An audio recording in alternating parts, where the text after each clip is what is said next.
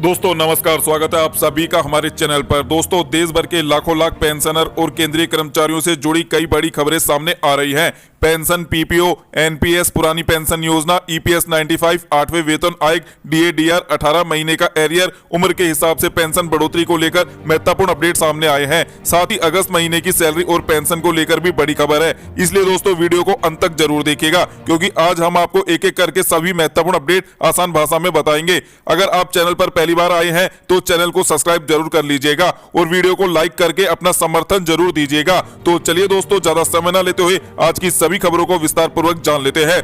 पहली बड़ी खबर एनपीएस पेंशनर के लिए। एनपीएस में रिटायर्ड होने वाले जिन पेंशनरों को अभी तक अस्थायी पीपीओ यानी टेम्परेरी पीपीओ दिया जाता था, अब उन्हें स्थायी पीपीओ यानी परमानेंट पीपीओ जारी किया जाएगा। इस संबंध में सेंट्रल पेंशन अकाउंट ऑफिस की तरफ से 31 जुलाई 2026 को आदेश जारी किया जा चुका है।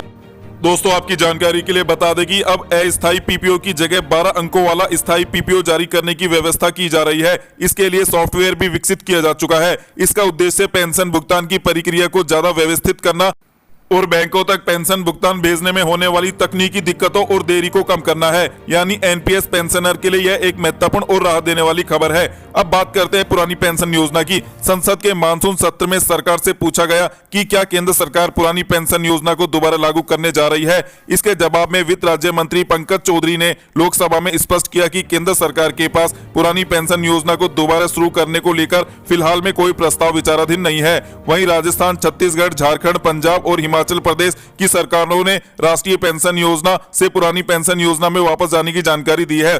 दोस्तों आपकी जानकारी के लिए बता दें कि केंद्र सरकार ने इससे संबंधित राज्य सरकारों का नीतिगत फैसला बताया है। इसलिए केंद्र सरकार के कर्मचारी और पेंशन धारकों के लिए फिलहाल पुरानी पेंशन योजना को लेकर कोई भी मंजूरी जारी नहीं की गई है, न ही कोई अपडेट आया है।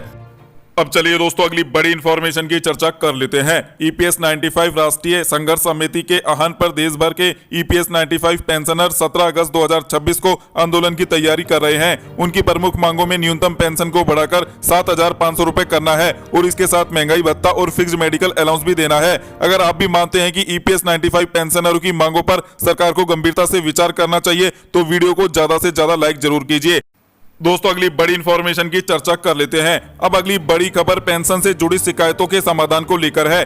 पेंशन और पेंशनर कल्याण विभाग की तरफ से पेंशन से जुड़े पुराने मामलों, शिकायतों और दावों को तेजी से निपटारे के लिए स्पेशल कैंपेन चलाया जा रहा है। यह अभियान 18 अगस्त 2026 तक चलाया जाएगा। अगर आपकी पेंशन से जुड़ी कोई पुरानी शिकायत या समस्या है तो आप भी इस अभियान के माध्यम से उसका समाधान करवाने का प्रयास कर सकते हैं। अब बात करते हैं अगस्त महीने की सैलरी पेंशन को लेकर। केरल में ओणम त्योहार को देखते हुए केंद्र सरकार के कर्मचारी और पेंशन धारकों की अगस्त महीने की सैलरी पेंशन 24 अगस्त 2026 को खातों में भेज दी जाएगी।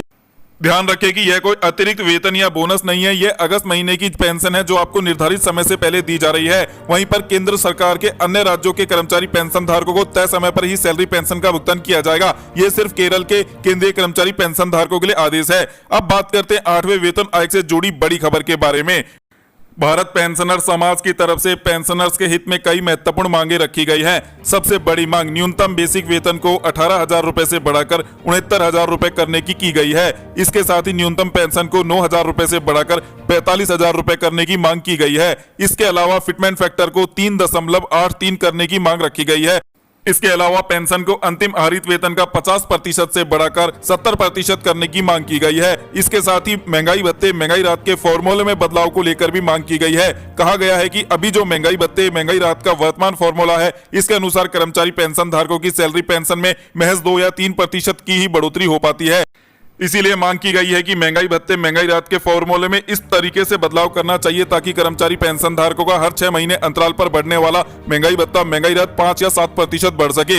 इसके अलावा मांग की गई है कम्यूटेशन रिकवरी की अवधि को 15 वर्षों से घटाकर 10 साल 8 महीने किया जाए। इसके अलावा फिक्स्ड मेडिकल अलाउंस को लेकर भी मांग की गई है। कहा गया है कि 1,000 रुपए के फिक्स्ड मेडिकल अलाउंस में प्राइवेट अस्पताल में इलाज करा पाना संभव नहीं है। इसलिए फिक्स्ड मेडिकल अलाउंस की राशि को 3,000 रुपए या अधिक से अधिक 4 या 5,000 रुपए तक ले जाया जाना जाना चाहिए और इसे 8वें वेतन आयोग की सिफारिश का हिस्सा बनाया जाना चाहिए। अब आपकी जानकारी के लिए बता दें कि ये सभी मांगे 8वें वेतन आयोग की कमेटी के साथ सरकार को भी पहुंचाई गई हैं। आने वाले 8वें वेतन आयोग में इन मांगों में से यदि कोई भी मांग स्वीकार की जाती है तो केंद्रीय कर्मचारी 65 लाख पेंशन धारकों को बड़ा फायदा पहुंच सकता है। अब चलिए दोस्तों अगली बड़ी इंफॉर्मेशन की चर्चा कर लेते हैं। जो अगली मांग रखी गई है वो मांग है फैमिली यूनिट को लेकर। पेंशनर संगठन की मांग है कि फैमिली यूनिट में माता पिता को भी शामिल किया जाए और वर्तमान 3 सदस्यों की सीमा को बढ़ाकर 5 सदस्य किया जाए। संगठन का कहना है कि आज के समय में कर्मचारियों और पेंशनर पर माता पिता की जिम्मेदारी होती है, इसीलिए परिवार की वास्तविक जरूरतों को ध्यान में रखा जाना चाहिए ताकि पेंशनर को राहत मिल सके, कर्मचारी को राहत मिल सके। इसके अलावा अगली बड़ी मांग डीएडीआर को लेकर रखी गई है। मांग की गई है कि महंगाई भत्ता और महंगाई राहत हर 6 महीने के बजाय हर 3 महीने में बढ़ाया जाए, यानी महंगाई में होने वाले बदलाव का असर कर्मचारी और पेंशन धारकों को जल्दी मिले। इसके साथ ही डीएडीआर की गणना वाले मौजूदा फॉर्मूले के बारे में हम आपको पहले ही बता चुके हैं, इसमें बदलाव को लेकर भी मांग की गई है। अब बात करते हैं समान पेंशन की मांग को लेकर। भारत पेंशनर समाज ने मांग की है कि समान रैंक और समान सेवा वाले पेंशनर के बीच अनावश्यक अंतर नहीं होना चाहिए।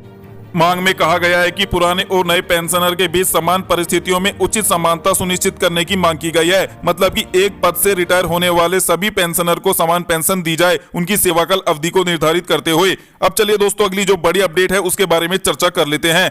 दोस्तों इसके अलावा एडिशनल पेंशन में आयु सीमा में बदलाव को लेकर भी मांग रखी गई है। कहा गया है कि एडिशनल पेंशन का फायदा पेंशन धारकों को 65 वर्ष की आयु से दिया जाना चाहिए। भारत में औसतन आयु 72 या 73 वर्ष है, लेकिन अभी के नियम के मुताबिक 80 वर्ष की आयु पूरी होने के बाद ही एडिशनल पेंशन का फायदा पेंशन धारकों को दिया जाता है। लेकिन कहा गया है कि जब पेंशन धारक 80 वर्ष तक जीवित नहीं रह पाते हैं तो फिर एडिशनल पेंशन का फायदा 80 वर्ष से क्यों दिया जा रहा है। भारत की औसतन आयु 72-73 वर्ष है, इसीलिए 65 वर्ष की आयु से एडिशनल पेंशन का फायदा दिया जाना शुरू किया जाना चाहिए। मांग के अनुसार 65 वर्ष की आयु में बेसिक पेंशन में 5% की बढ़ोतरी, 70 वर्ष में 10% की बढ़ोतरी, 75 वर्ष में 15% की बढ़ोतरी, 80 वर्ष में 20% की बेसिक पेंशन में बढ़ोतरी। इस प्रकार ये बढ़ोतरी 100 वर्षों तक लगातार जारी रहे और जैसे ही पेंशन धारक अपने जीवन काल के 100 वर्ष की आयु पूरी कर लेता है तो उसे फुल पेंशन दी जानी चाहिए।